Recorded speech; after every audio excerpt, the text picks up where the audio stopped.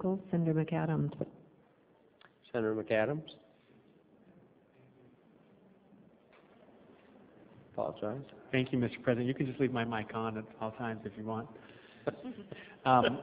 Senate Bill 124 came to me out of discussions that I had with the West Valley City Chief Prosecutor relating to an occurrence that they see fairly regularly in West Valley City, and in my conversations with other cities, this is unfortunately not uncommon, relating to leaving a child unattended in a motor vehicle. First of all, let me clarify, we all hear of tragic incidents where a parent, for whatever reason, leaves a child in the car, and something tragic happens.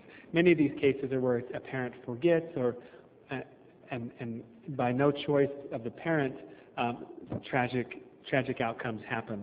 I want to be clear that my bill does not deal with these circumstances. What we're talking about in my legislation is those times when a parent chooses affirmatively to leave a child unattended in a motor vehicle while they run errands, while they do their grocery shopping, while they go to a movie. And unfortunately, this does happen. This legislation addresses those instances where a parent takes an affirmative choice to put their child at risk. Now, what many parents don't understand is the difficult circumstances under which, or the fairly routine circumstances under which a child can be put at risk. Where the outside temperature is a mere 60 degrees, the temperature inside a vehicle can rise sufficiently to put a child at harm. In my conversations with the prosecutors, they currently are prosecuting this crime. They prosecute this as child endangerment, which is a form of child abuse. We believe it makes sense to break this out for clarity, to break this out as a separate statute, one of leaving a child unattended in a motor vehicle rather than child abuse or child endangerment, for a couple of reasons. First of all, child endangerment requires that the law enforcement show that a child has been harmed.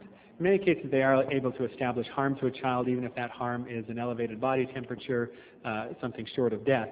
But this takes the focus away from showing that a child was harmed, and instead puts the focus on showing that the child was put in a situation where that child's health or safety is at risk. And I believe we do that. We do that. Line 41 of the bill that says a child under the age of 9 who is not supervised by a child who is at least 12 years old, and the conditions present a risk to the child's health or safety. And that, Mr. President, is the substance of the bill.